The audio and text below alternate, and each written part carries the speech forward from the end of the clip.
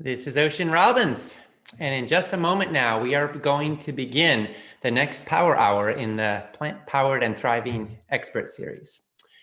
If you want to take advantage of the latest learnings of medical science, and if you want to apply excellent nutrition in a way that helps you to thrive, then you're definitely in the right place. In just a couple moments now, we will be joined by my dad and colleague, best-selling author John Robbins, and our special guest for this Power Hour, New York Times best-selling author and globally renowned health authority, Dr. Dean Ornish.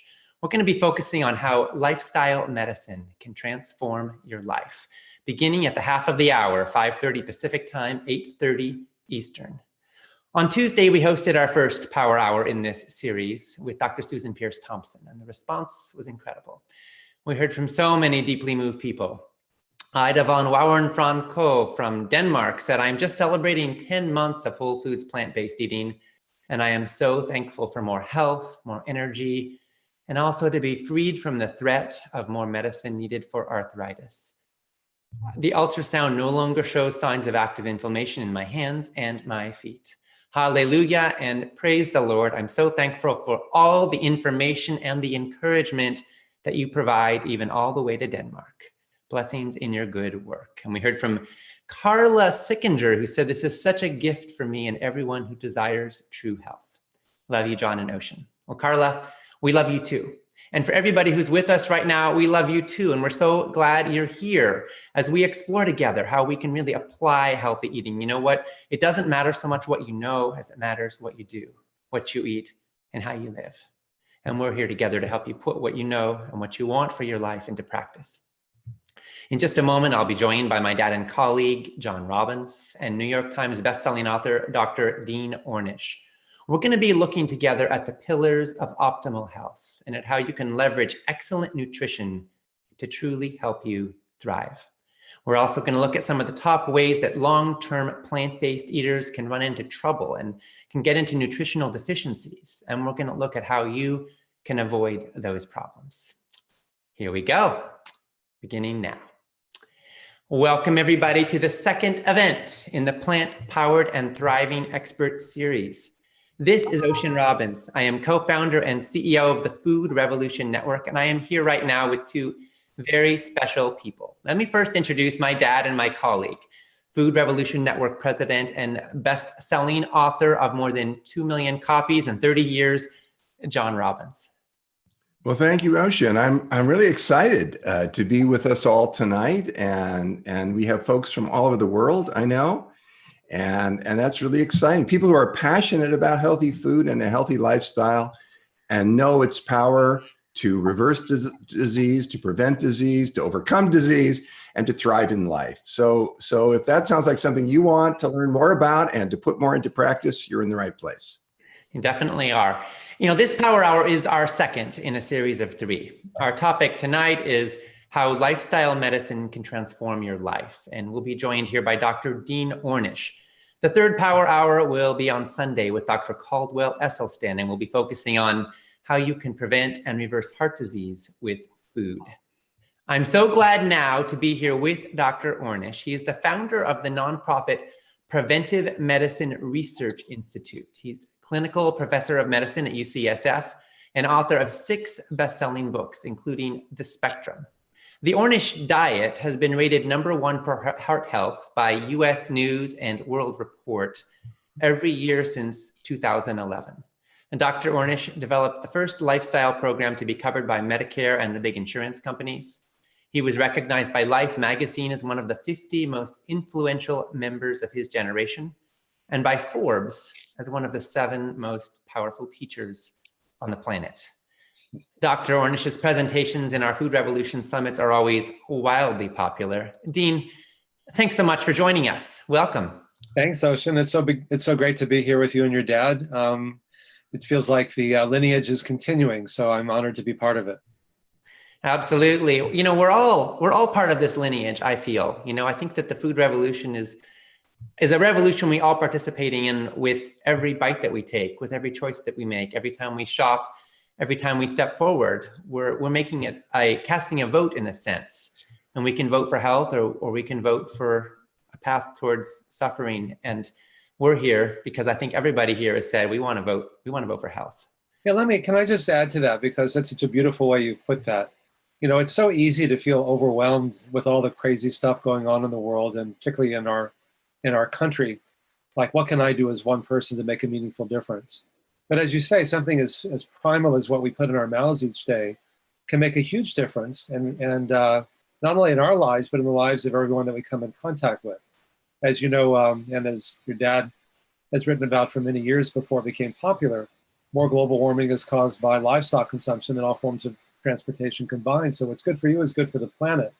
And one of the things I'd like to talk about as we spend this hour together is what enables people to make sustainable changes. And one of the most powerful factors that is, if it's meaningful, then it's sustainable.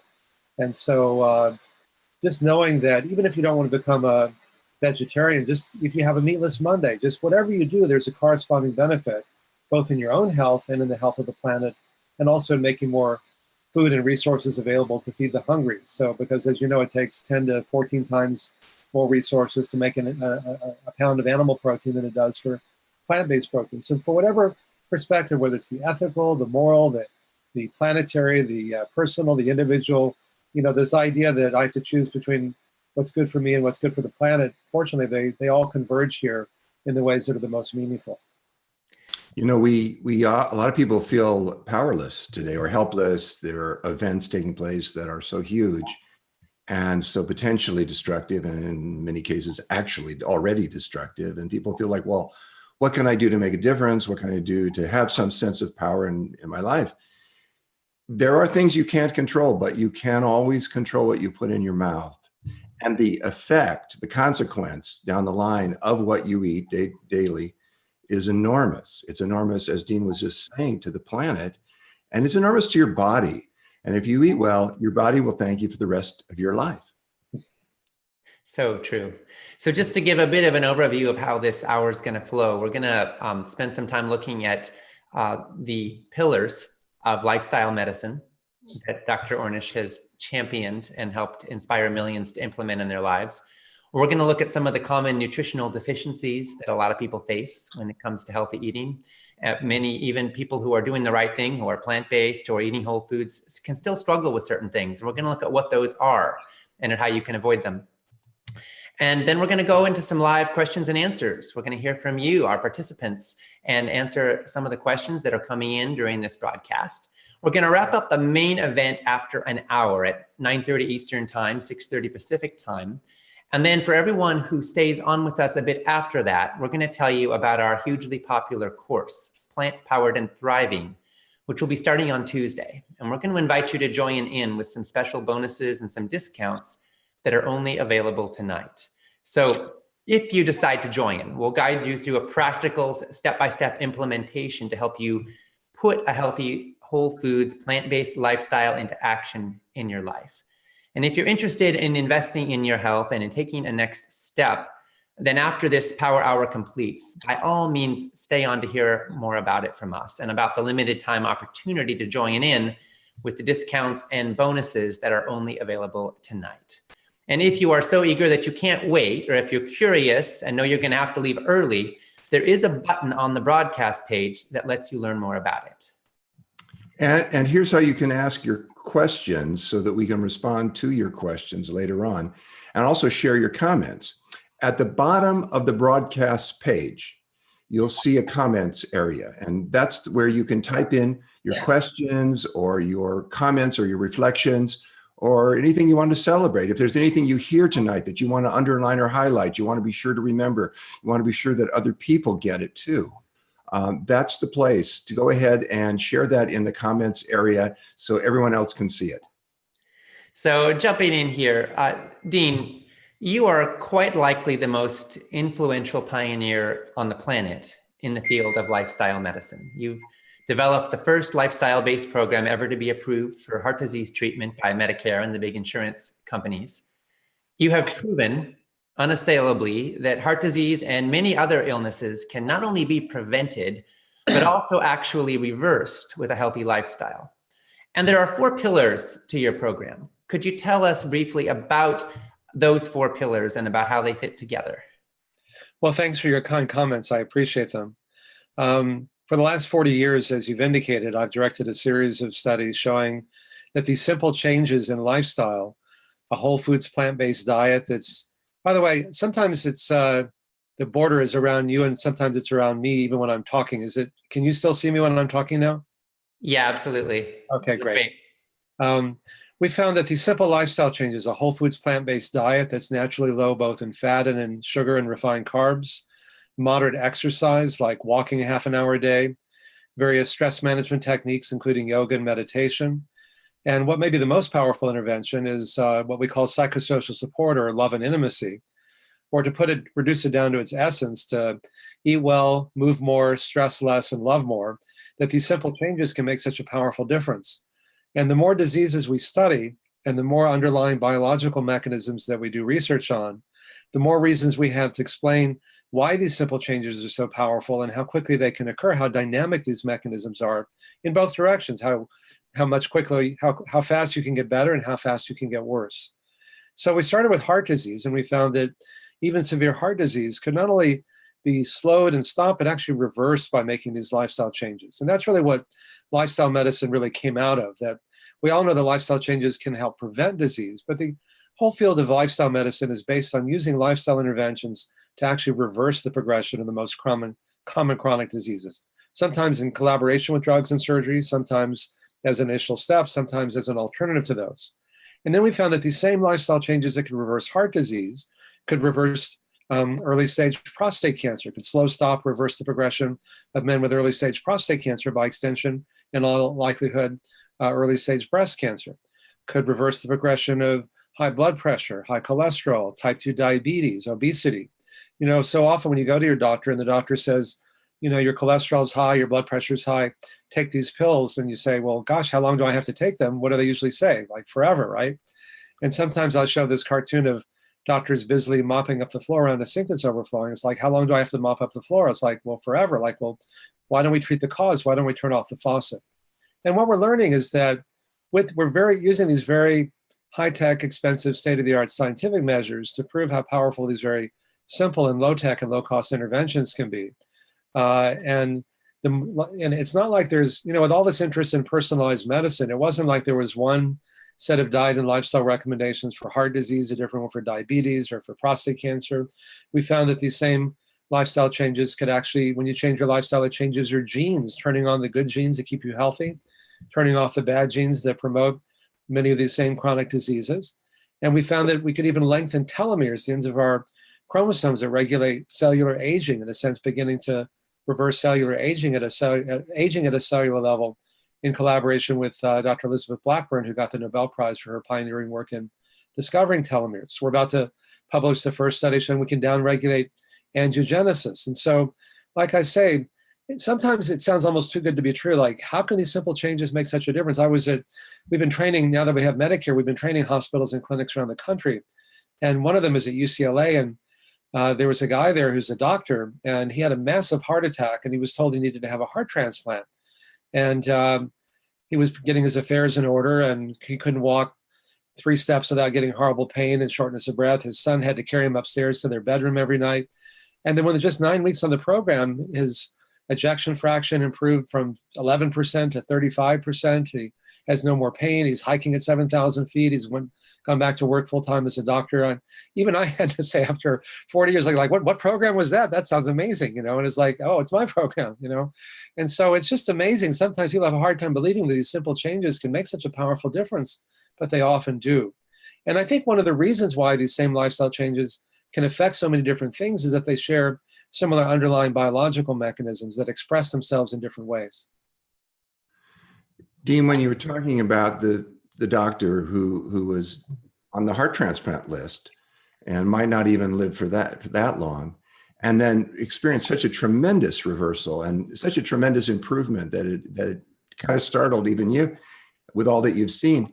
I mean, we've both had this privilege of seeing so many people get so much better when they have adopted a healthy lifestyle. And yet there is in the culture a sense of cynicism about it. Well, how could a lifestyle, something so simple as eating well, make that much difference?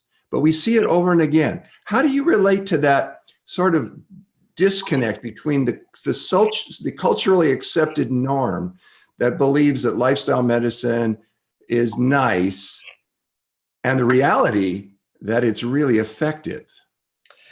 Well, it's a good question. Let me address that on a number of different levels. The first is that, we tend to think of advances in medicine as being something really high tech and expensive. It has to be a new stent or a new laser, a new surgical procedure, a new drug.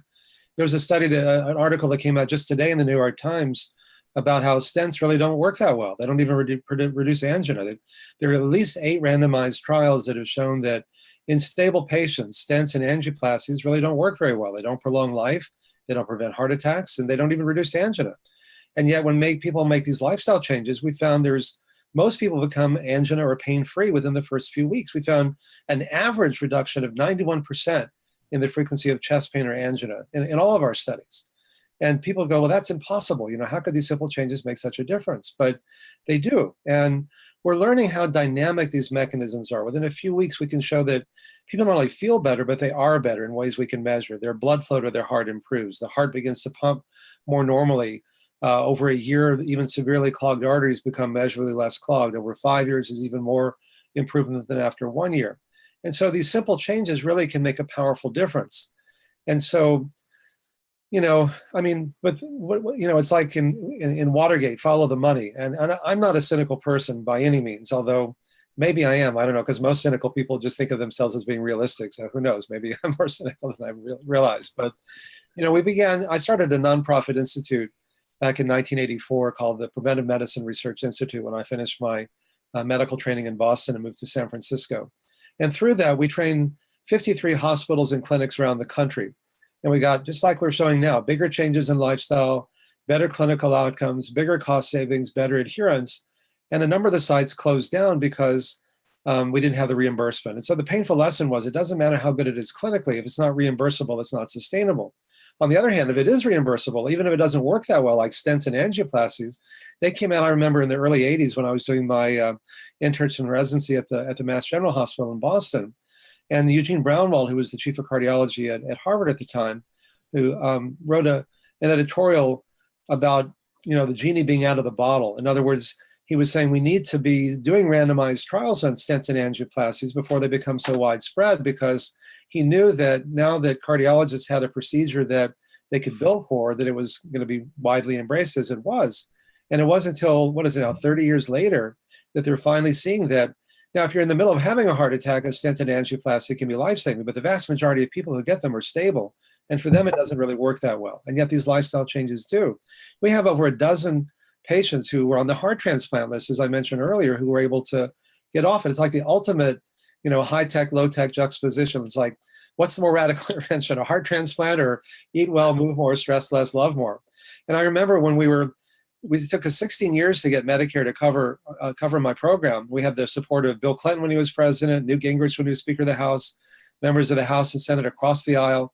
And it still took 16 years. And I remember about halfway through, the head of Medicare at the time was a guy who chain smoked and was really overweight. And he said, well, we'll do a demonstration project. We'll consider covering your program, but you have to get a letter from the head of the National Institutes of Health, the National Heart, Lung, and Blood Institute, that your program is safe. I said, what, safe compared to like having your chest cut open or having a stent put in? He goes, no, that it's just safe for older people to walk, meditate, eat vegetables, and quit smoking. I said, you must be joking. And he wasn't. That's what we had to go through. So It really gets held to a different standard. But I think that's finally beginning to change. I think we're really reaching a tipping point now. I think we are, and in no small part because of you, and because of all the people who have joined together to carry your work forward and put it into action, which I'm so grateful for that. Really, I just want to take this moment to honor you and the change you have helped to make in our entire culture, to show what's possible with these simple low-tech solutions to problems that are killing people. And just to highlight kind of what's at stake here. In 2015, researchers from the Institute for Health Metrics at the University of Washington completed the largest study of disease and the causes of death in world history. They examined 291 diseases and 67 risk factors. And they ended up concluding that the standard American diet is killing 672,000 Americans every year. That's just in the US alone. This means that our diet and our lifestyle is killing more people every year than died in all the years of World War I, World War II, the Korean War, the Vietnam War, both Iraq wars, and the Afghanistan war so far combined. But this time the enemy isn't another country or bullets. It's our own knives and forks. And it's, of course, what we're doing with them. We now have hundreds of medical studies telling us that a nutrient-dense, whole foods, plant-powered diet is linked to much lower rates of heart disease, cancer, dementia, obesity, diabetes, autoimmune diseases like arthritis, and many of the other major health ailments of our times. The fact is, we know more today about the causes of death and disease than any people who have ever lived. And yet, despite all that we know, and this is the crazy thing, more than 2/3 of our population is overweight or obese, and more and more of us seem to keep getting sicker. So I want to pose a question, and I'm going to ask Dean if he'd answer it first here, and maybe we'll have a little conversation about it. With all that we know, why are so many people suffering needlessly? Why is it, do you think, that we aren't acting on what we know, even when our lives are on the line? Well, it's an important question, and one I've been asking for many, many years. And I think I answered in different levels. The first is that information is important, but it's not usually sufficient to motivate most people to change their lifestyle in meaningful ways or lasting ways. If it were, nobody would smoke. It's not like I tell somebody, hey, you know, smoking is bad for you. They go, gosh, I didn't know that. I'll quit today. You know, everybody knows it's bad for you. And so I've learned that it's not enough to give people information. It's not enough to focus on the behaviors. We have to work at a deeper level. And the deeper level is that so many people are suffering in our culture, in part because they're depressed, they're lonely. That's how I got interested in doing this when I was a freshman in college, and I almost committed suicide because I lost my sense of meaning. What really mattered? I learned I could take all the meaning out of something. You know, who cares? So what? Big deal. You know, nothing matters. Why bother? You know, all the kind of, it was more than your average college existential crisis. I came about that close to actually doing myself in. And a lot of people are feeling that way. And I think even more so today than even then. And the opioid epidemic is just one symptom of that. People eat, you know, I'd ask people, you know, in our first studies, we lived together for a month at a time. And so we got to know each other really well. And I'd say, you know, teach me something. Why do you smoke? Why do you overeat? Why do you drink too much? Why do you abuse yourself? These behaviors seem so maladaptive. And they'd say, they're not maladaptive. They're very adaptive because they help us deal with our loneliness, our pain. You know, so many people work in corporations where they don't really feel like they have much of a sense of meaning, that what they do doesn't really matter that much. There's a chronic anxiety, you know, like, is the world going to self-destruct? There's the breakdown of the social networks that used to give people a sense of connection and community. You know, 50 years ago, people had a neighborhood with 2 or 3 generations of people. They had an extended family. They had a job that felt secure. They had a church or synagogue. They had all these different social interactions with each other. And what I'm learning and what the studies are showing is that people who are lonely and depressed and isolated are 3 to 10 times more likely to get sick and die prematurely from virtually all causes when compared to those who have a sense of love and connection and community. In part because you're more likely to, like, overeat. You're talking about the obesity epidemic when you're stressed, when you're lonely. You know, people say, I've got 20 friends in this pack of cigarettes when they smoke, or food fills that void, or fat coats my nerves and numbs the pain, or working all the time distracts myself from pain, or video games distract myself, or opioids do, or, you know, spending too much time on the internet or whatever. And then when you have your Facebook profile, it's like everybody, you know, this is like my best side. And you have like you have this perfect, most people don't put on Facebook when they're feeling lonely and depressed. They say, oh, look at me in front of the Eiffel Tower. Look at me in this perfect whatever I'm doing. Aren't I cool? As a way of trying to connect with people. But the problem is that, you know, when you have an extended family, when you have 2 or 3 generations of people living together, they know you. They don't just know your Facebook profile or your bio sketch, or you said all those nice things about me. You know, when you introduced me, you didn't say all the times I messed up and all the times I didn't live up to my potential, or I was ashamed of myself, or whatever it happens to be, you know.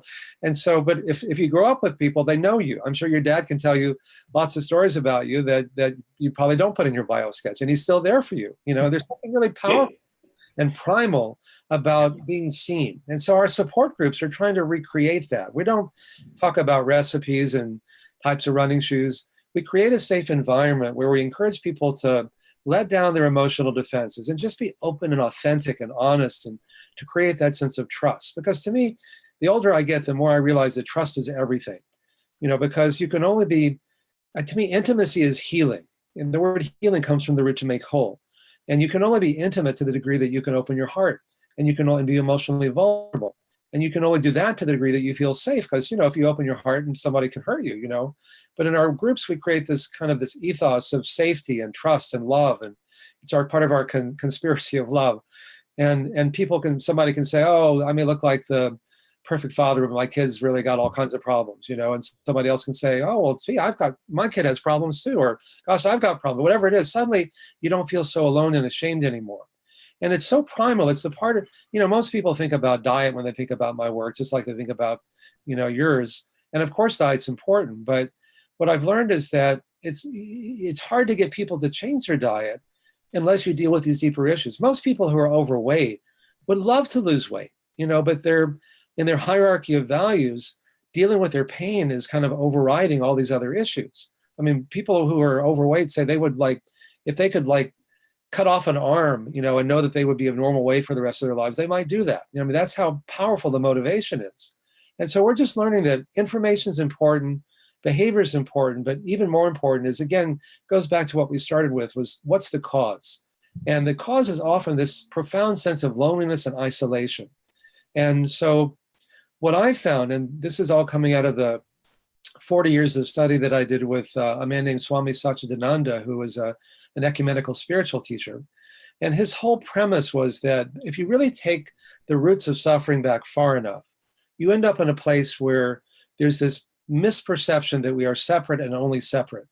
Now, of course, on one level, we are separate. You're you and I'm me, and then we can enjoy having this conversation. But in all spiritual practices, once you get past the rituals that people argue and fight and kill each other over, ironically, you find these certain spiritual truths that Aldous Huxley called the perennial philosophy, altruism and compassion and love and forgiveness and so on. And what that tells you is that when you meditate, when you pray, whether it's secular or religious, when you kind of quiet down your mind and body in whatever way you do that, you experience more of not only a sense of inner peace and to realize that that's our nature. And then you're more likely to make lifestyle choices that are life-enhancing than ones that are self-destructive. But if you take it far enough, you experience this profound sense of transcendence, that on one level we're separate, as we talked about, but on another level we're part of something larger that connects us, this oneness, even to label it with anything is to limit what's basically an infinite, ineffable experience. And to be able to have that kind of double vision, to me, is really in my limited understanding, is the essence and the deepest level of healing. On the other hand, when we kind of define other people as the other, as our president often does, those Mexican rapists, those Muslims, those whatever, then you can do bad things to them because they're not you.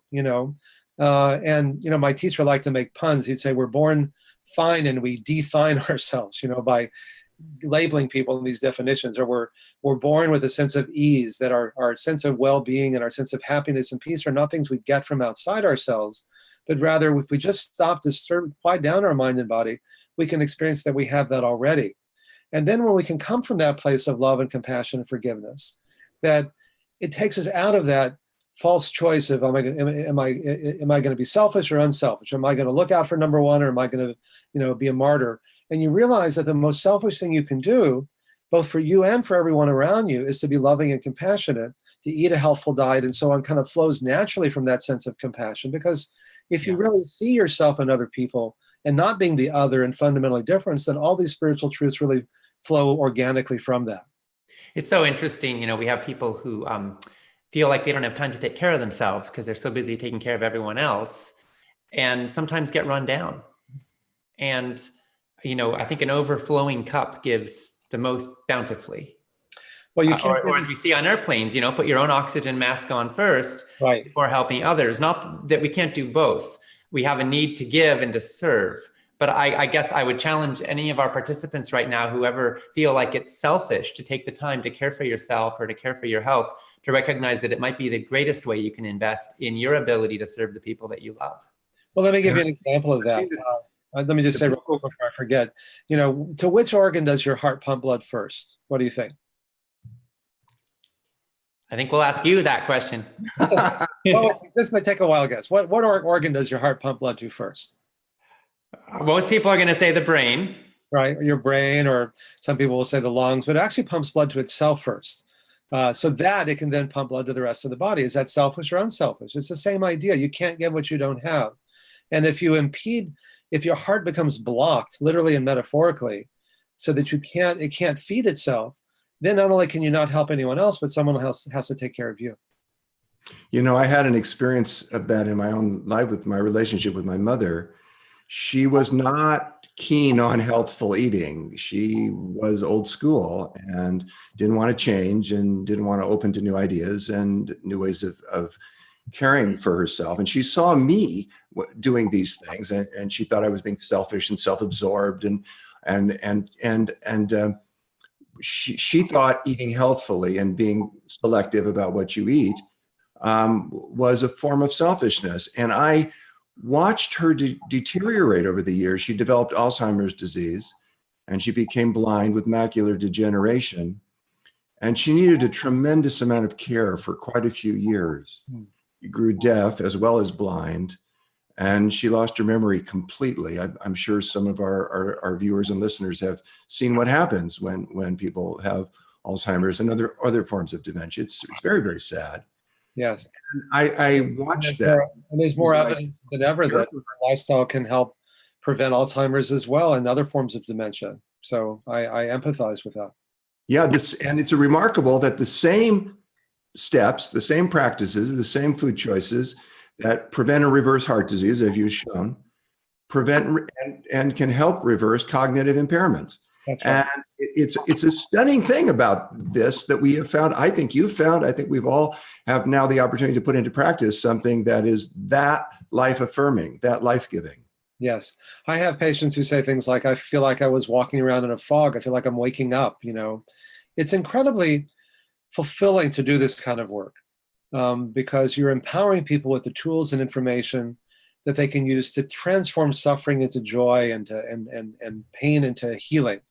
And you know, what can be more meaningful than that? So what you're doing through these educational seminars and webinars and so on, what we're doing in our research and training hospitals and clinics and physician groups, we're all working towards that same goal of trying to help people use the experiencing of suffering as a doorway or as a catalyst for transforming their lives in ways that go beyond just unclogging their arteries or lengthening their telomeres or whatever it happens to be. Because what I learned when I was so profoundly depressed and I could take all the meaning out of something was like, you know, who cares about living longer if you're not happy? But I also learned that just as I could take all the meaning out of something, I can imbue those choices with meaning. And one way to do that, paradoxically, is to not do something that you otherwise can do. You know, like people say, gosh, you're eating a plant-based diet, you know, gosh, it's horrible. Or you're monogamous. That's like the ball and chain. Why wouldn't you want to be like Hugh Hefner and just have sex with as many people as you can? Or why wouldn't you want to do all these things? And there's no judgment about it. And certainly in my life, I've experienced lots of different ways of living and being in the world because I just wanted to know. I mean, once I decided not to kill myself, I said, I have to find out what's real. And I'm going to lead kind of a messy life and try a lot of different things and learn from those experiences. Because I know that, and as a doctor, most people on their deathbeds tend to regret not what they did, but more what they didn't do. Because if you do something and it doesn't work, then you learn something that's really powerful. There's a lot of wisdom that comes even from making mistakes. But if you don't do it, you just wonder, you know, gosh, and have regret. So I figured I didn't want to have any regrets. So I've done a lot and I've learned a lot. And one of the things that I've learned is that when you know, like all spiritual traditions have dietary guidelines, but they're often different, completely different from each other. You know, one, you could eat this, but not that, or certain days of the week, or after midnight, or whatever. And I thought, whatever the intrinsic benefit of certain dietary choices are, just the act of choosing not to eat or do certain things that you otherwise could do imbues them with meaning. Just like I took out all the meaning when I was so depressed, I can imbue those choices with meaning. In fact, we find the depression scores in the people who go through our program go down by more than 50%. And likewise, if you choose to be in a committed monogamous relationship, is that the ball and chain? Well, it can be. Or am I creating this crucible of total safety with my beloved so that we can progressively open our hearts more and more and more to each other? And the more open we are, the more erotic it becomes, the more intimate it becomes, the more joyful it becomes, the more pleasurable it becomes. And it kind of goes to the heart, literally and figuratively, of this myth that we have and that's so prevailing in our culture that you sort of alluded to earlier. Like, you know, Am I going to live longer? Is it going to seem longer? Is it fun for me or is it good for me? You know, the only way you get to live to be 100 is by not doing all the things that make you want to live to be 100, you know, variations on that theme. And Right. yet what you find is this is the way to live the most joyful and the most pleasurable life, not in any way to diminish or criticize the other things, but having experienced a lot of these things, I can just tell you, there's nothing more joyful or pleasurable than being in a monogamous relationship, than eating these kinds of foods and so on. And one of the things that we learned in our studies is that it's not all or nothing from a food standpoint. To the degree you move in that direction, there's a corresponding benefit. And then as you begin to feel better, you want to keep doing more. And then you get in this virtuous cycle instead of these downward spirals that cause people to feel so sad and depressed. Yeah, absolutely. You know, one of the challenges I think a lot of people face when they want to move towards a plant-based lifestyle is that they're afraid that they're going to miss out on certain nutrients. And, you know, we of course see the incredible number of nutrients that are missed in the standard American diet. 5% of the population is getting in the recommended amount of fiber, maybe less. Many people are deficient in a lot of the critical nutrients that come from vegetables and fruits and whole foods and are not found in the processed foods and the animal products that make up most of the calories most people are eating today. But when people go on a plant-strong diet, sometimes they are afraid of missing out on things like enough protein, vitamin B12, vitamin D, zinc, and omega-3 fatty acids. And I'd like if we could take a little bit of time now to look at these specific concerns and at how people who are going in a whole foods plant-based direction can address them. And Dean, let's just start with protein, which is often one of the biggest ones. What is your take? What do you say when people say they're worried about protein on a whole foods plant-based diet? Do you think it's a concern for some people? Well, it's a concern for a lot of people, but it's generally an unfounded concern. I mean, you can eat a plant-based or vegan diet that's pretty awful, you know, if it's all Twinkies and cupcakes and things like that. But if you're eating predominantly fruits and vegetables and whole grains and legumes and soy products as close as they come in nature, it's hard not to get enough protein. I mean, rice has all the amino acids except one. Beans have all the amino acids except the other. You put them together, you have a complete protein. But, you know, the latest studies, you don't even have to eat complete proteins at every meal or even every day. Your body has a lot more flexibility than we had once realized. James Cameron, the filmmaker, is doing this wonderful film that's going to be coming out in January called Game Changers, where they're interviewing these really macho athletes, you know, mixed martial artists like James Wilkes and, you know, football players like Tom Brady, who's not vegetarian, but moving more in that direction, just to show people that you can be really strong and incredibly accomplished. It's just amazing. I think it really will be a game changer when people see that, is to give people those kinds of role models to see that, in most cases, Americans are getting too much protein. People say, well, how can that be a problem? Well, it creates more of a stress on your kidneys and kidney stones and, you know, just all the detoxification that goes along with that. So the short answer, the long answer, the short version of my long answer is, don't worry, as long as you're eating a good variety of foods, it's hard not to get enough protein as long as you're getting enough calories. Thanks. Now let's jump to fats for a second, and specifically omega-3 fatty acids, EPA, DHA, and ALA. This is a point of concern, especially for people who may choose to be vegan. What is your, how has your work evolved? What do you recommend around that? Is that a point of concern, and how do you address it?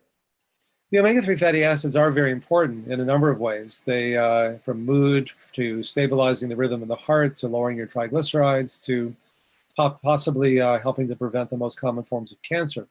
In fact, my mentor when I was at Harvard Medical School, Dr. Alexander Leaf, who was the chair of the department at the time, did a lot of that pioneering work. So I've been recommending omega-3s since the early 80s when I was a medical resident there. And I learned a lot from him. Whether you get it from fish oil or whether you get it from flaxseed oil, whether you get it from the plankton-based omega-3s, you know, the fish don't make the omega-3s. They get it from the plankton that they're eating as they're swimming along. So if you go back to, if you're a vegan and you can go back to the plankton source of omega-3s, that's really where they come from originally anyway. And there's some concern that you get the DHA but not the EPA, but your body can convert the DHA to EPA. So if you're going to, you know, there's some of the people out here eat fish, and that's fine, but just recognize that there are no clean fish in the world. Almost all fish, whether farmed or wild, are contaminated in varying degrees with bad stuff, with mercury, with dioxin, with PCBs, and so on. And in general, it's much better to get your nutrients from food rather than from supplements. But I think omega-3s may be an exception to that, particularly if you're getting them from fish, because the fish oil, you can get detoxified versions of that as they have all the bad stuff removed. Or if you're getting the plankton base, then it doesn't have that in the first place. But I think that's something that most people should strive to get 3 or 4 grams a day of fish oil or flaxseed oil or equivalent to give you about a gram a day of EPA plus DHA. Thanks for that. So we've been talking briefly here about protein and fat, and now I want to have us look at a few of the other nutrients that some people get concerned about. Now, we know that a whole foods plant-powered diet is high in antioxidants, in flavonoids, in fiber, and so many other critical nutrients, but there are some concerns about iron, iodine, calcium, B12, a few other nutrients. And we don't have time in this hour to go into all of these with the level of detail that they deserve. In our Plant-Powered and Thriving course, we go into them in a lot of depth, into all of them and many more, and how you can get your needs met for all these nutrients. And we give you recipes and specific tools to help you to implement what you're learning. But for right now, in the time we have here, I want to see how much we can touch on, at least with a few of the highlights. And I'd like to ask my dad, what are the supplements that you generally recommend, especially for people who might be basing their diet around whole plant foods? Yes. Well, many people think that a healthy diet should supply all the nutrients we need for optimal health. And that is basically true, but there are some exceptions. And the short answer to your question is that the long chain omega-3 fatty acids that Dean was just talking about, DHA and EPA, and also vitamin B12, vitamin K2, vitamin D3, and zinc are potentially of concern. Let's go over those. Can you say a bit about B12? Certainly. Vitamin B12 is found only in animal foods. You don't find it in plant foods, although animals don't actually make it. They get it from the dirt that they eat, and the bacteria in their guts make it. And our ability to absorb it, this is very important, decreases as we get older. So it's not just vegans and vegetarians who need to be concerned about vitamin B12. I think everyone really needs to be aware of it and can benefit in many cases from taking B12 supplements or from eating foods that have been fortified with vitamin B12. And that is particularly true for people as they're getting older. What about vitamin K2? Well, this is another example of a supplement that can benefit the general population as well as those people who are eating a plant-based diet. There are 2 forms of vitamin K. The K1 is found in plants and especially green leafy vegetables. The lesser known vitamin K2 is more difficult to obtain from modern diets. A number of studies have found, and this is, I think, quite important, that vitamin K2 reduces the risk of hip and spine fractures, reduces bone loss, reduces osteoporosis, and particularly so as people get older. So I think vitamin K2 is something that we should consider as a supplement. What about zinc? Well, zinc is another one. Plant foods do contain zinc, but sometimes the zinc that is found in plant foods is bound to what are called phytates, which lowers their bioavailability.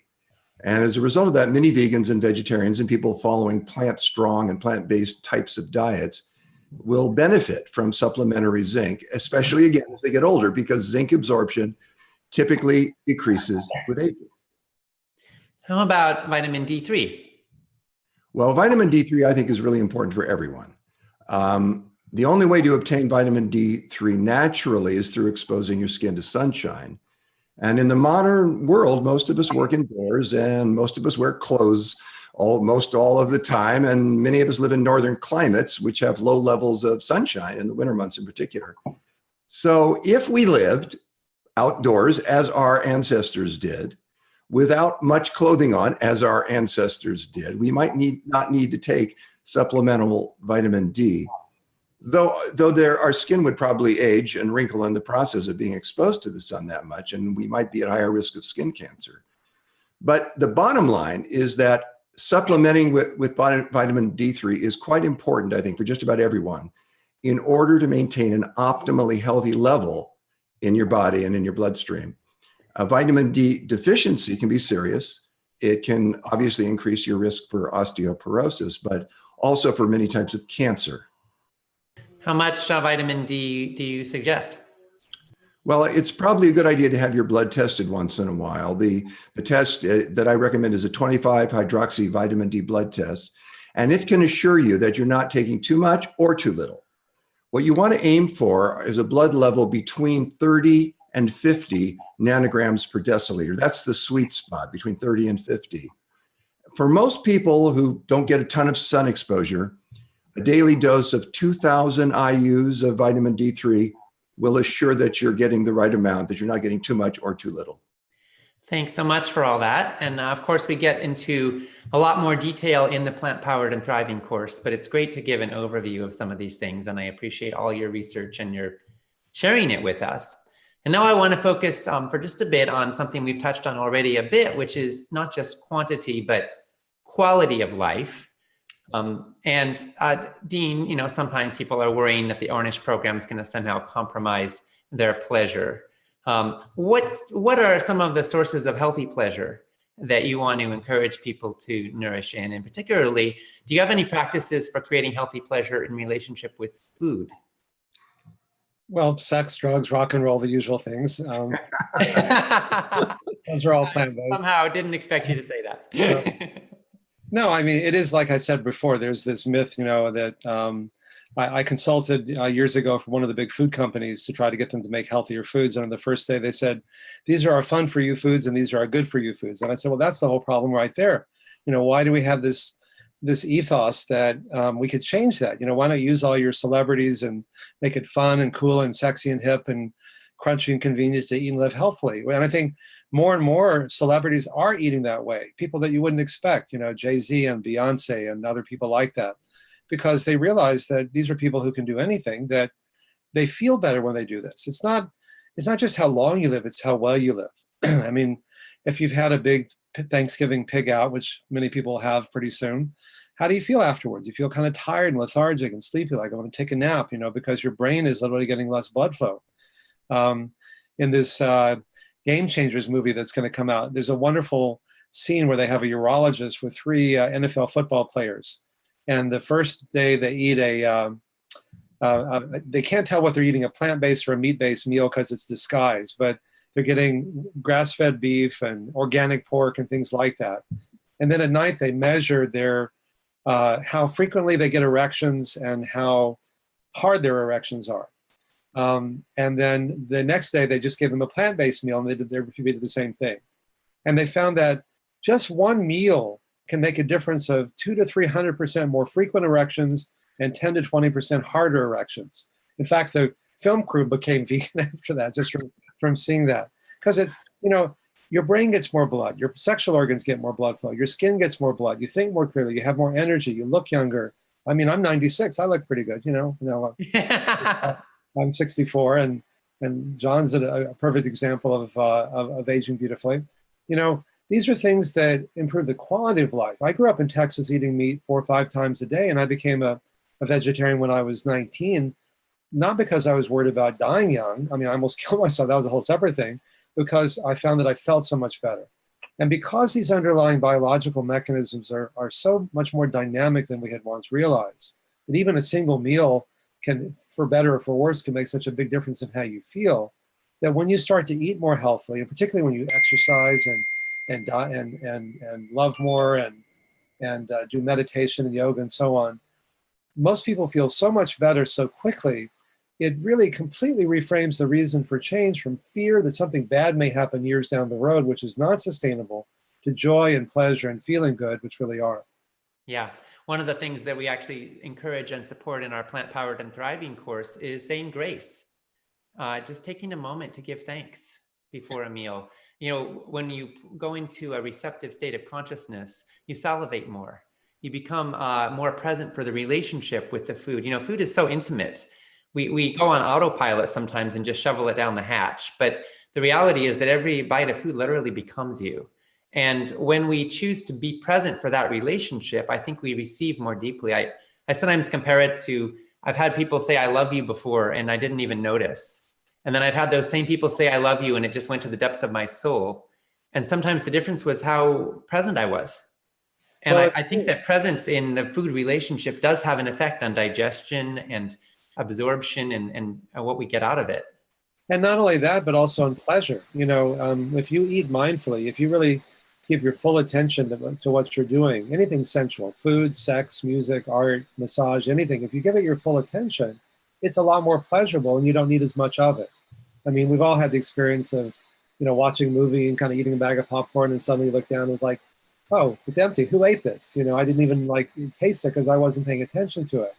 But if I really, I love chocolate. So I try to find the richest, darkest, fattiest chocolate that I can and just have a little bit. And I invoke all my senses. My lovely, beautiful wife, Anne, has a wonderful guided meditation in the back of our book called The Spectrum, called Eating with Ecstasy. And if you really, and John Kabat-Zinn really popularized this when he just had people focus on a raisin, but for me, I prefer some chocolate. But it's the same idea that if you really pay attention to what you're eating and you close your eyes and you smell it and you invoke all your senses and you let it melt in your mouth and let it drip down your palate and down your throat, you can get so much more pleasure with so many fewer calories. And then it takes it out of the context of deprivation and more into total sensual pleasure, but you don't need as much of it to experience that. When you were talking, Dean, I was thinking about how much pleasure there is in health and vitality and vibrancy and being fully alive. And there isn't a lot of pleasure in being sick. I'm not saying that there's not growth and learning there and meaning there, but most of us find more pleasure in being healthy. And you were also talking about aging and you were 96 or whatever. I just had my 70th birthday. There you go. What did you do for your birthday? And they kind of think, did you party? Did you get drunk? I don't drink like that ever. But I took what I found my greatest pleasure in for my 70th birthday was I found a very tall hill and I ran up it. Now I'm trained to do that. I can do that. Not everyone could at the age of 70, but I can. And I found it thrilling. I found it so exciting to be that alive and to be that healthy and to be that connected in my body to my spirit and to my sense of expansion and growth as I age. Yeah. I think that's possible. I think the pleasures of being healthy increase as we get older. That's right. If we're making conscious and healthy choices, but I think they decrease as we get older if we make other kinds of choices. And instead of this dwindling down as we get older in our health, it can be more like squaring the curve, that you can be healthy. And then maybe when you're 90 or 100 or 110 years old, then those 2 weeks you're gone, but you can live a full and vibrant life until that. And as I get older, each day becomes that much more meaningful. And so especially I've got an 8-year-old girl and a 16-year-old son, almost 17. And I really want to, when I work with patients, I always ask them a very simple question, which people are often startled by. And that is, why do you want to live longer? There's this basic assumption that everybody wants to live longer. But again, when I was so depressed when I was 19, I was just like, you don't get it. I'm just trying to get through the day. I don't know about living longer. And some people will say things like, I want to watch my kids grow up. I want to dance at their wedding. I want to be able to run up a hill when I'm 70. I want to be able to, write a book or whatever their dream happens to be. And then I find if they have that sense of meaning, then they're much more likely to make and maintain lifestyle choices that are life enhancing rather than ones that are self-destructive, because it reframes the reason for doing it from fear that something bad may happen to joy and pleasure and meaning and freedom, which are really what make these changes so much more desirable and also sustainable. Yeah. We've had a bunch of questions coming in for participants, and I want to make sure we get to a few of them. So let's see if we can cover a few of these quickly in the time we have left here. We heard from James O'Connor, and actually that was one of several that have come in asking about what foods you recommend to help kill off prostate cancer. Well, the same foods, we did a randomized trial in collaboration with Dr. Peter Carroll, the chair of urology at UCSF, where I'm a professor, and the late Dr. Bill Fair, who at the time was the chair of urology at Memorial Sloan Kettering Cancer Center. Just as a digression, when you're doing disruptive research that doesn't really fit the paradigm, it's always good to collaborate with people who are considered the most trusted authorities in the field, because it makes it that much easier to get them published and to be believable. Anyway, we found that men with early stage prostate cancer who made the same lifestyle changes we've been talking about all along, eat well, move more, stress less, love more, could slow, stop, and reverse the progression of early stage prostate cancer. And there's some foods that are particularly good for men to prevent or treat prostate cancer. You know, lycopene, which is found in cooked tomatoes, is particularly good. Blueberries, you know, but in general, getting away from the meat-based foods and towards the plant-based foods gives you a double benefit, because you're not eating the foods that tend to promote prostate cancer and by extension breast cancer, but you're also getting foods that have powerful anti-cancer, anti-heart disease, and anti-aging properties. There are literally hundreds of thousands of protective substances in most fruits and vegetables, like phytochemicals, bioflavonoids, carotenoids, retinols, isoflavones, methicillin. There's a whole alphabet soup of these. And where do you find them? You mostly find them in plant-based foods. Yeah, absolutely. We heard from Jessica Brown Atkinson, who said, I've been mostly whole foods plant-based for a year. Love it. Best and hardest thing I have ever done. Would love to know the best way to share this message with everyone and make the most positive impact. Thanks infinitely for all that you do. I think she just did. Yeah. Well, I think leading by example, practicing it, you know, one of the most wonderful questions in the world to hear is, you know, you have so much energy. You always look so happy. How do you do it? Yes. You know, when we are able to model that, then we know we're doing something right. And I think that's one of the most effective ways to be an influencer in a positive way. We actually, in class 5 in the Plant Powered and Thriving course, we actually have a whole major section on influencing friends and family and peers, because what we find is that so many people struggle with feeling dragged down by loved ones who don't go along with them. And also, I mean, let me ask you, do you have people you worry about?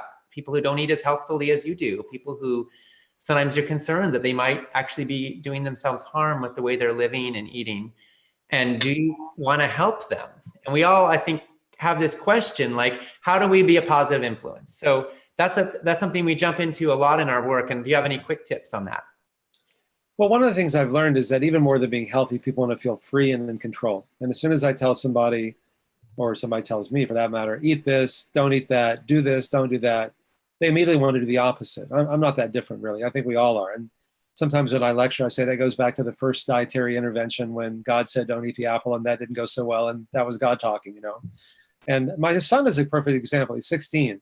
So when he was 3 or 2, when he could start eating solid food, I said, look, nobody can tell you what to eat, not even me, and I'm your dad, and I know a lot more about food than most people, because it's your body, it's your body's your temple, and I will, you know, always tell you why we're doing these things, but if you don't like what we're eating, we'll make something else for you. And then when he was 4, he started reading food labels and said, oh, that has too much of this or that, and not enough that, you know. But then when he hit 15, he decided that he was going to become a carnivore. And I said, great, you know, because that, you know, being 15, 16 is all about separation, individuation. So if your dad's into plant-based foods, then naturally he's going to be into meat-based food. I'm sure if it were the other way around, he'd be doing whatever the opposite was. But I also know that if I made a big deal about it, and I said, what's wrong with you? You know, why are you doing this? Don't you know better? You know, and started lecturing him, then he'd probably never change that. But even now he's starting to say, you know, Dad, I'm just doing this because I'm a teenager, but after a while, I'm going to probably go back to being a vegetarian again. I said, whatever works for you, you know, because again, if you try to, the whole language of behavioral change has this kind of fascist manipulative quality, you know. Patient compliance is such a creepy word, you know. It's like trying to get one person to bend their will to another, and you can maybe do that for a little while, but the resentment and the anger that creates is probably worse than what they were eating before. So as you said before, Ocean, I think the best teacher is a good example. When it's like my spiritual teacher used to say that it's like having a convention of unlit candles trying to decide if light exists, and then in walks this little candle that's lit, and suddenly everybody sees that, you know. So, you know, the light drives out the darkness, but sometimes it has to be a bright light. So I think the best teacher is to be a bright light in that way. Yeah, absolutely. I'd like to send this next one to my dad. It came from Renee Smitherman, who said, I eat mostly plant-based, usually eat fish for dinner.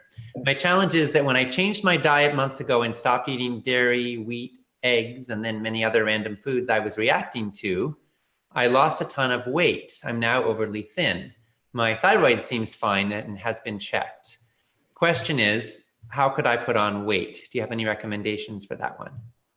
Well, I think it shows you how plant-based diets really do help people lose weight. But I would just say eat more food, eat more frequently, and eat more foods that are dense in fat and dense in calories like fat. Normally, you want to try to avoid fat because it is so dense in calories. You know, it has 9 versus 4 for calories per gram for protein and carbs. But if you're actually trying to gain weight, you know, having a little more fat in your diet may be a good thing. And I would say the healthy fats, because there are a lot of unhealthy fats out there. Definitely. The healthiest ones are seeds and nuts, avocados, whole foods that contain fat are generally better than bottled oils. Although if you're going to eat bottled oils, there are healthier ones than others, and olive is one of the better ones. Extra virgin is the best. But I get as much fat as I can. I get as much of the fat that I consume as I can from seeds and nuts and avocados. Well, seeds and nuts especially are good because they're germinative. You know, seeds and nuts are concentrated energy, if you will, that's going to blossom into a plant or a tree or whatever it's going to be. I remember when I was a kid, I planted a little acorn, and then, you know, decades later, there's a mighty oak tree there.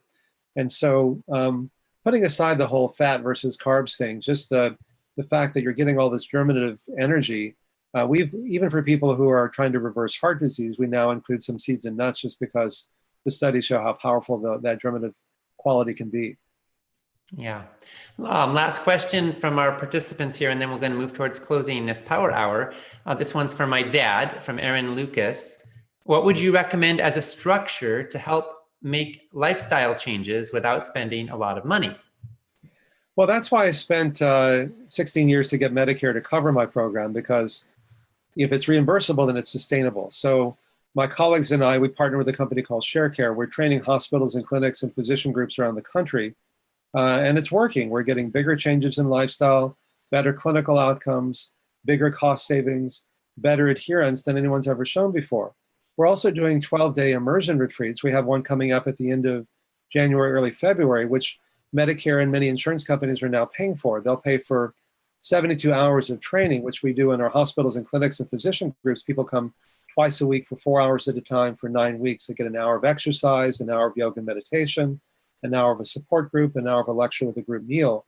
But they'll also pay for up to 6 hours a day for 12 days, so we can do these 12-day immersion retreats. So if anyone who's watching this is interested in learning more about it, or for that matter, learning about our work in general, everything on our website is free. It's just my name, ornish.com.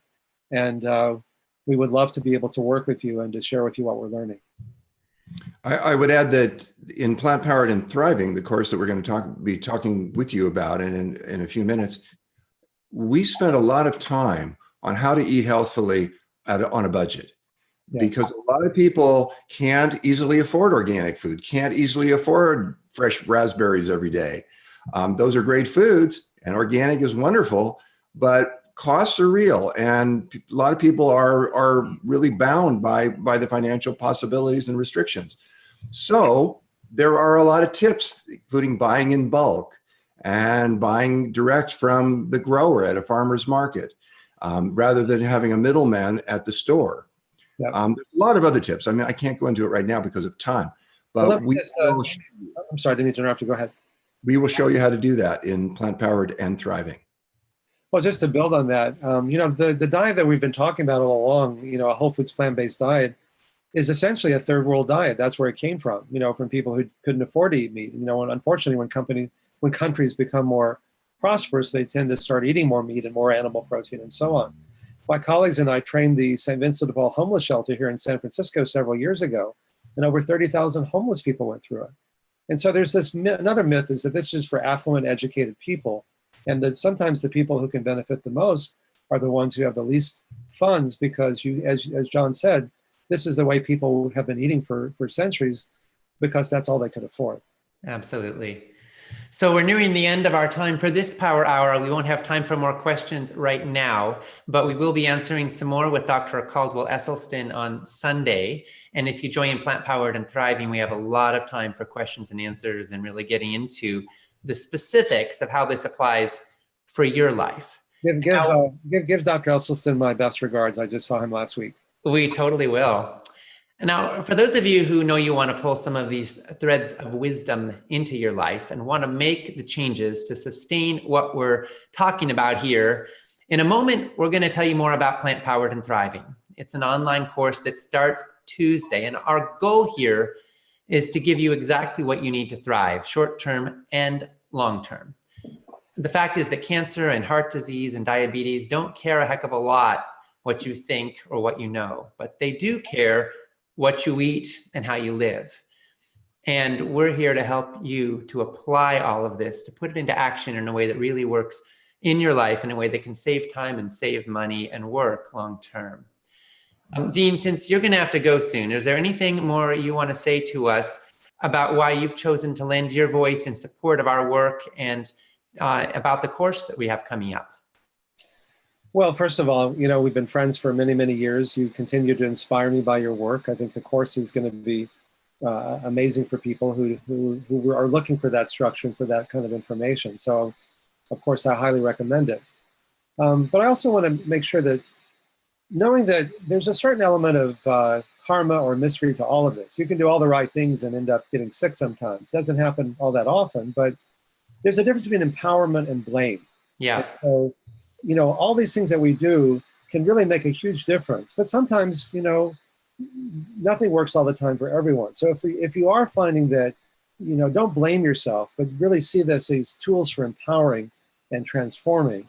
And ultimately, even when we can't be cured, we can often be healed in the sense of really that sense of returning to the source, of rediscovering inner sources of peace and joy, of having open-hearted relationships with people, and living a life of service and meaning. Beautifully said. So Thank you for the chance to be of service today in that spirit, and I hope it's been useful. So thank you. Absolutely. Thank you so much for joining us. And for everyone who's here with us right now, we're going to tell you all about Plant Powered and Thriving now in this special opportunity. And of course, make sure to join us as well with Dr. Esselstyn at 8:30 Eastern Time on Sunday. Thank you so much for being with us and for being a part of this movement that says yes to health and vitality and love and joy and beauty. And Dean, thank you again. Thank you again. Take care. So now let's move into our transition. Thank you so much for staying on with us. I know a lot of people who get inspired about cleaning up their diet and changing their life and eating more healthfully and living more in tune with their bodies. And they know it matters. They have all the best of intentions. But then as they move along, life happens. They get busy. Maybe they get confused. Somehow they lose momentum. And they wind up not making the progress that they had hoped for. They end up slipping backwards. And this is actually a serious issue because our lives are on the line here. And the status quo, that which we slip back into, that which has been normalized in our culture, what we see all around us, is a fast track to immense suffering. So we created Plant Powered and Thriving, the course we're about to talk to you about, because we're sick and tired of seeing people who have the best intentions and who know what's best fall by the wayside. And we want to help you to succeed. We want you to help you to thrive long-term. We want your body to thank you for the rest of your life. And now some of you may be thinking at this point, well, they're going to try to sell their course. And that's what this is all about. And I want to address that concern very, very directly, because if my goal in life, if my values were such that making money was my principal goal, I never would have left Baskin-Robbins. I walked away from the opportunity to own and run what was then the largest ice cream company in the world. It's a multi-billion-dollar company. And I did so because I believe in healthy eating. And I believe in living a life that contributes to the well-being and the health of other people as well. And our goal, quite simply, is to help you live the healthiest life that's possible for you. Because the more magnetic you are, the more sparkly you are, the more vital and vibrant and self-empowered you are, then the more contagious you'll be with the goodness that you found, the goodness that's within you. So our goal is to support you in every way we can, so you can shine like a bright beacon of health. And so the people who are in your life will like what they see and will want what you have. So if you're interested in joining us for Plant Powered and Thriving, then now is a great time. Because if you sign up from this page before midnight, you can get a 20% discount and you can get a free bonus Ultimate Health Collection that would cost you hundreds of dollars to get any other way. And we still have about 200 CD and fully printed transcript sets from our third Food Revolution Summit. It features interviews with 24 of the top food experts of our times, all brilliantly interviewed by my dad and colleague, John Robbins. That's selling on our website right now for $297. And it's available only from this page and only while supplies last as a free bonus if you register by midnight tonight. And if you're one of the first 200 people to do so. So if you're thinking about joining in, then please do keep on with us here to find out more. Now getting specific, here's how it works. Plant Powered and Thriving is a 6-week course that we created in tandem with chef extraordinaire Karen Hartglass. It starts Tuesday. You can take it from anywhere in the world. Every week, you'll get another 70-minute class with us, and the classes will mix recorded with live delivery. Each class will feature engaging slides to help you digest it all, and we're going to walk you through implementing healthy eating mastery. Plus, we'll give you expertly created recipes, meal plans, and time-saving tips. One of my favorite classes is Class 4, where we give you top insights to help you to bring friends and family along. It's especially useful if you have people in your life who don't eat as healthfully as you do. We share what we've seen work that could help you be a positive influence and also help you to peacefully coexist with family members who might not want to eat the same way that you do. And this is especially helpful as we go through the holiday seasons. It really is. And we have found by delivering this course for thousands of participants so far, what works. We've refined it and we've seen it bring incredible results to a lot of people. We did a survey, and 2 months after completing the course, Plant Powered and Thriving, we asked the participants questions. And what we found was that almost all of the course participants reported better overall health, better digestive health in particular, better sleep, higher energy, stronger peer and family support, and more clarity about which foods are healthful. And among those who wanted to lose weight, almost all did lose the weight that they wanted to lose. So we have found this course really provides benefits that sustain for people.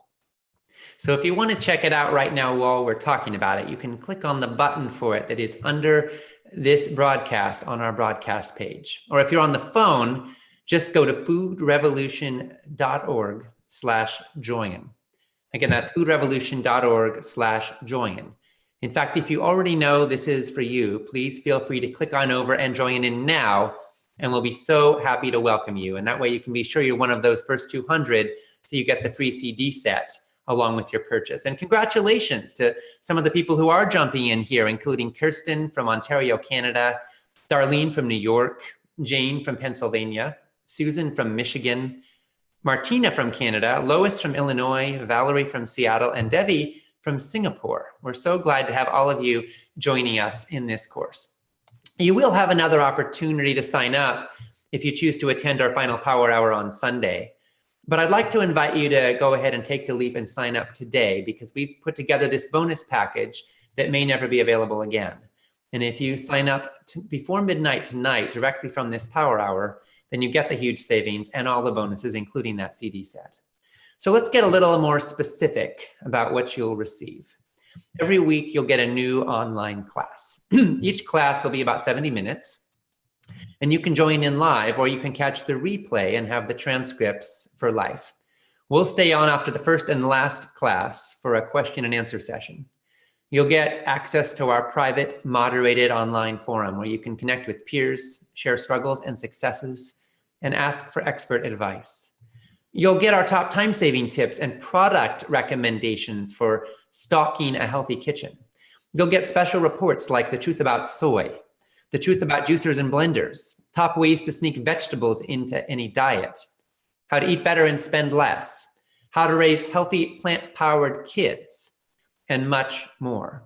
And you'll get mind-blowing presentations from guest faculty who have been among our most popular speakers in Food Revolution summits, including Dr. Ornish and Dr. Esselstyn, along with Brenda Davis, Dr. Joel Furman, Michael Bernard Beckwith, and Kathy Freston. Plus, you will enjoy some of the most delicious, nutritious, plant-strong, easy-to-prepare recipes that you've ever seen in your life. The moment that you register, starting tonight, you'll get instant access to a huge collection of bonuses, the moderated member community, amazing recipes, special reports. It'll all be there for you right away. And then we'll start the actual classes on Tuesday. And we'll continue every Tuesday for 6 weeks. You'll be able to join in online or through teleconference at 5:30 Pacific time, 8:30 Eastern. And if you can't make it on any or all of the Tuesday nights, you won't miss anything because you'll have the replays and the transcripts for life. So you can listen anytime you like from anywhere in the world. You know, I know a lot of people and possibly a lot of folks listening right now who are do-it-yourselfers. I'm that way. I like to do things myself. And if you are like that, right now you could be thinking, well, this all sounds great, but I probably could do this myself. I could buy a cookbook, I could make it happen. And if that works for you, great. Self-reliance is a wonderful thing. But the reality is that things often go faster and they go better, more successfully, more effectively when you have ongoing support from people who are really experts in helping people apply these principles effectively. One of our goals in creating Plant Powered and Thriving and inviting you to join us is to pull together decades of practical experience. I don't know a lot of people who have the time to do all that research on their own, but you don't have to. You can lean into what we've learned and the program we've developed. And in the process, you can powerfully accelerate your own healing journey. The food culture we live in is so toxic. We're surrounded by fast foods and convenience foods that are often really just junk foods. You shouldn't have to swim upstream by yourself in order to do the right thing for your health. Together, we can create a new current that pulls you in the right direction. And the goal of Plant Powered and Thriving is to support you so that you can do it yourself and do it well. Yes, it is. So here are the specifics of each week of the course. Well, the focus of week 1 is on saving you time and setting you up for success. And we front load a lot of the time-saving tips right at the start of the course because our goal is to take stress off of you right from day 1. And then in week 2, we're going to focus on getting the nutrients that you need deliciously. We want you to have all of the building blocks that you need so that you can thrive. In week 3, we'll focus on how you can eat and love your greens. We'll help you and your family to understand their profound benefits and to learn how to enjoy them more than ever. The focus in week 4, like I mentioned earlier, is on bringing your friends and your family along. We're going to give you tips for sharing ideas and meals with people who don't eat like you do. And we'll give you support in navigating social dynamics, family gatherings, holidays, workplace interactions, restaurants, and around the dinner table. In week 5, we're going to look at some really hot topics: carbs, gluten, grains, and sweeteners. You'll find out what the science really says, and most importantly, you'll find out how to determine what's really best for your particular and unique body at this point in time in your life. And then in our final week, week 6, we're going to help you plan for meals on the move. We'll give you top tips for travel, busy schedules, restaurant meals, and how you can freestyle in the kitchen for fast, delicious results. And we're also going to celebrate you, and we're going to celebrate all that you've accomplished.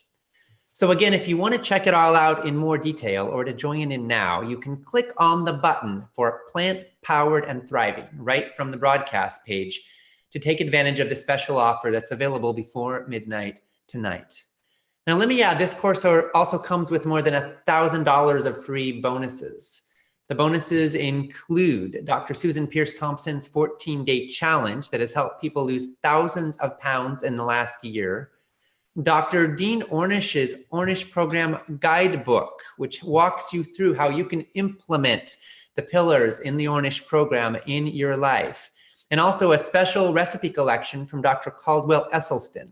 You'll also get bonuses from Dr. Rita Marie Lascauso, Katie May, and many more. And there's more. For those of you who feel like this could be a support for you, we wanted to put something together that's really generous and that helps to motivate you to make a decision and to take action tonight. So right now, tonight, directly from this Power Hour, you get these special opportunities. First, a 20% discount. Second, a totally free set of the Gold Empowerment Package from the Food Revolution Summit's Volume 3. Again, that's my dad interviewing 24 of the top food experts on the planet. We have a very limited quantity of these beautiful binders that give you CDs from all 25 presentations in that summit, plus printed transcripts. It's a package that's only available on our website right now for $297, and there is a limited supply. But we decided to give it away to the first 200 people who register until we run out of supplies, just for the cost of shipping. Now, once those 200 are gone, that bonus will be removed from the page. So if you see it on the page, that means they're still available. But once it's gone, they'll be gone forever. So this is an incentive to take some fast action if you know you want to step forward on this. And then we have another fast action bonus that's only available from the Power Hour, and that's the Ultimate Health Collection. It brings you 20 of the most popular interviews that we've ever conducted on topics of food and health. The only other way to directly buy this collection would be to get the empowerment packages from all our past summits, which would cost you over $1,000. But you don't have to do that. In fact, you get it for free, the Ultimate Health Collection, when you sign up for Plant Powered and Thriving from this Power Hour. You can get the entire course for 3 monthly payments of $89. Or if you pay all at once, you get an even further savings, bringing your price down to just one payment of $247. That's a 20% discount off the regular price. And this opportunity will expire at midnight. And I do want to say that we offer a 60-day total satisfaction, 100% guarantee. So if this doesn't rock your world, if it doesn't change your life, then we thank you so much for joining in, and you can get a total refund. And again, if you want to join in and give this a try and put it into action in your life, just click on the button and you get all the bonuses, including the ones that could disappear any minute when you sign up now. The feedback we've been getting when we've given this course in the past has been spectacular. That's just the truth of it. Ocean, do you have that message we received from Linda Troop handy? Because if you I sure do. Absolutely, yes. Can you share it with everybody now? What's that? Yeah, I'd like to share this actually, because I was so moved by it. Linda lives in Escondido, California. She went vegetarian a few years ago for ethical reasons. But when she took our Plant Powered and Thriving course, some new vistas opened up for her. And I want to share what she wrote us. She wrote, "In the course, I learned why being a vegetarian alone wasn't enough to make me healthy. But the biggest value I got from the course was learning how to create healthy whole foods meals in an organized way that saves me tons of time. Now I can get dinner on the table way faster than the pizza delivery man can get to my house. I'm also being way more creative. I've applied everything I learned from the class, and my husband and I are having loads of fun doing it together and saving loads of time in the process." Now, what inspires me about Linda's sharing is how practical it is. Whether you sign up for Plant Powered and Thriving like she did or not, it's so important to know that healthy eating can absolutely fit into your busy life, and that it can be affordable, that it can be doable, that you can make this happen in your life, and you can take advantage of the latest learnings of medical science, and you can benefit from all that we've learned. And that ultimately is why we created Plant Powered and Thriving. So if you think this might be a fit for you, we'd so love to have you with us. The response to our past courses has been extraordinary, and this has been the best one yet. Now, before we close out our time, I want to ask my dad if he has any final words he'd like to share about this course, and also about what's really available to us as human beings who care and want to put Plant Powered Thriving into practice. Well, some of us don't believe in ourselves anymore. We've somehow been taken on a belittling sense of self. We don't have the self-esteem or self-confidence or clarity that we once had or that we'd like to have. And so we don't see opportunities that are there for us, and we don't take them because we don't believe that in ourselves and in our ability to thrive and heal. But there is innately in us, inherently in us, the capacity to heal. and to reverse disease and to live well and to live consciously and beautifully and with great pleasure and great joy and in service to others. And when we're healthy and when we're making choices that are consciously in tune with our highest good, that are in alignment with our highest potential, that are consistent with our love and care for ourselves and others, with our respect for ourselves and others, then something happens, something beautiful, something very, very powerful and illuminating. And our lives become light-filled. And things then become real and possible that otherwise wouldn't have been. And I want you to know that we believe in you, and we're here to help you believe even more than you already do in yourself and in your capacity to live a beautiful, soulful, excellent life. Beautiful. And I'm reminded of a quote from William Hutchinson Murray. It's often attributed to Goethe, but it was actually from Mr. Murray. And he said, "Until one is committed, there is hesitancy, the chance to draw back." He said, "Concerning all acts of initiative and creation, there is one elementary truth, that ignorance of which kills countless ideas and splendid plans. That the moment one definitely commits oneself, then providence moves too. All sorts of things occur to help one that would never otherwise have occurred. A whole stream of events issues from the decision, raising in one's favor all manner of unforeseen incidents and meetings and material assistance, which no one could have dreamed would have come their way. Whatever you can do or dream you can do, begin it. Boldness has genius, power, and magic in it. Begin it now." So I want to thank you for all the ways that you are stepping forward boldly on behalf of your dreams, your health, your life.